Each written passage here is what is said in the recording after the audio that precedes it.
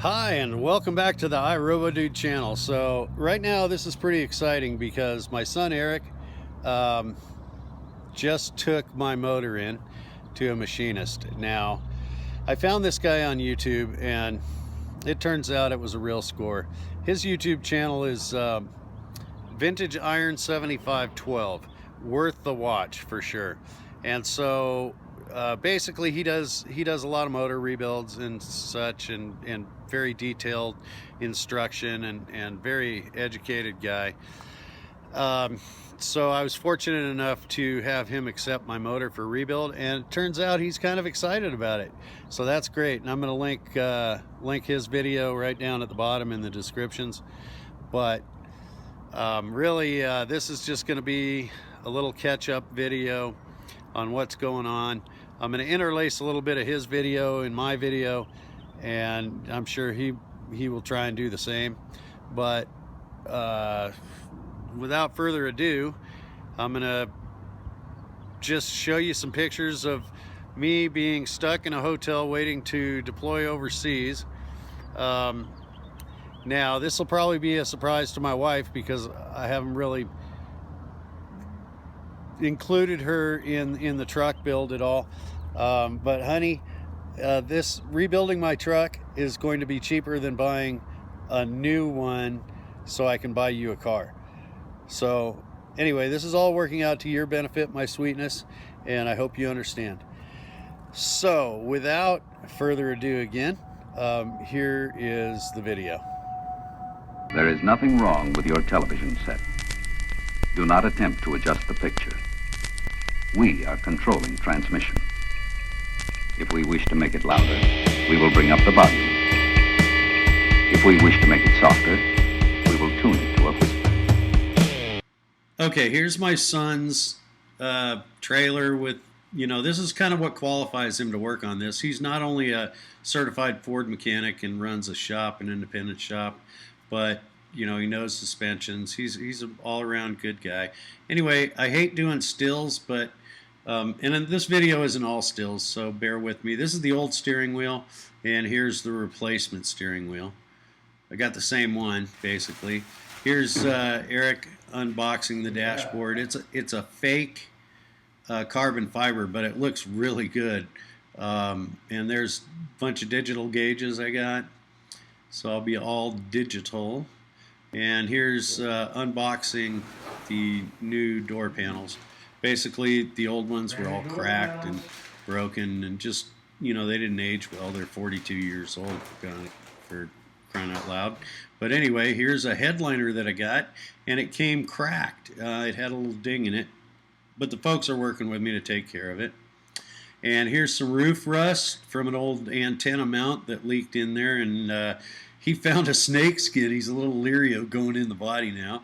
There's a new headlight switch. These small things you got to get.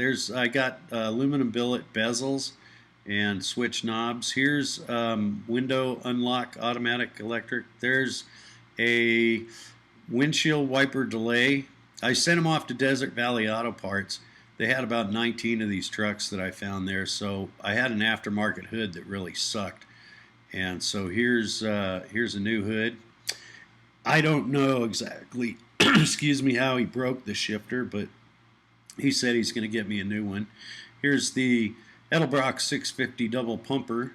And then I had a really hard time finding taillights for this thing. I couldn't decide what I wanted. I didn't want cheap plastic. I found some fire truck stuff that was $600 a side. So I went with 65 Mustang custom billet taillights. And there's the Tracer taillights.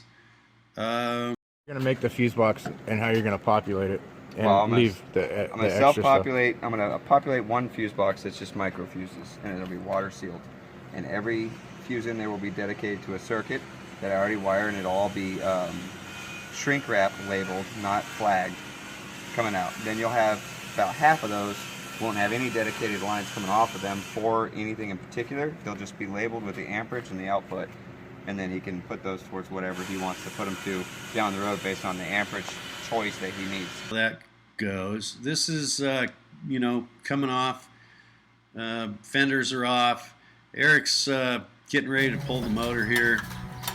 Here's Eric pulling the motor, and I think I'll stop the audio and let the video roll from here on pretty much. So there you have it. Let's see what else. Oh, here's my two boys. This is Eric and Torin, and they're loading the truck to take it over to the Machinist, which you're going to see coming up right now. Yeah, it's dirty and nasty, isn't it? Oh yeah. 16 years. Holy cow. Didn't sit out in the weather, did it?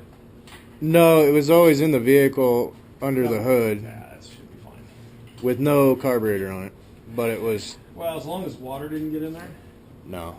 it should be fine. I've turned it over by hand. If it turns over, man, And you know what? really good. There, it's as soon as I put a bar on it, you know, there never was any friction at all. I mean, it turned over right away. The cylinders look good with a bore scope. I don't see a lot of sludge in here, so I mean it looks pretty good to me. But we'll see what you think. well, we'll get it apart and see what we got. Hey, welcome back, everybody. Today on my channel, we are going to talk about the 390 Ford FE engine. So, let me give you a little background on what happened here. I was contacted by a gentleman by the name of Michael Ryder. Him and his son Eric. They are restoring. He has a 1976 Ford F100 pickup truck that he brought. He purchased brand new in 1976. He drove it off the showroom floor. He's actually got his own YouTube channel and a whole big old video on this truck, which is pretty cool. The gentleman that owns this truck, Michael is his name, I found out from watching his YouTube channel that he used to drive and operate Robosaurus. What? Are you kidding me? I'm building a motor for the guy that used to drive Robosaurus? Okay, so for those of you that don't know who Robosaurus is, oh my gosh, you have no idea how many memories this brings back. And it now come to find out, this guy was driving Robosaurus. Oh my gosh, I can't even tell you how incredibly blown away I am by that. The engine was dropped off this afternoon by his son Eric, and I guess it's kind of a family project with him, his daughter, and his son. They drove all the way out back to the Midwest to pick the truck up and trailer it back to Phoenix, Arizona, and I've now got the 390 FE engine in the shop. And so we're going to do a complete build on this, all the way from teardown to complete reassembly. I'm not totally sure if I am going to run this thing here or not. We haven't decided that. Well, hopefully, after all that, you'll stay tuned for more videos in episode 3. I truly apologize for the still images. I hate watching YouTube videos that are full of still images, but I got my son a used GoPro on eBay, and he's still trying to figure it out. But once he gets it dialed in, we'll be sending, he'll Dropbox videos to me, and then I'll edit them up. So hope you enjoyed it. Stay tuned for future episodes. Like, subscribe, post this thing, you know, get it out there. Need the subscribers, but thanks for all my subscribers. God, I'm up to about 6,000 now, so thank you very much. Don't forget to check Vintage Iron 7512's link down at the bottom. Very interesting guy. A lot of good technical information. All right, we'll see you on the next one. Bye-bye.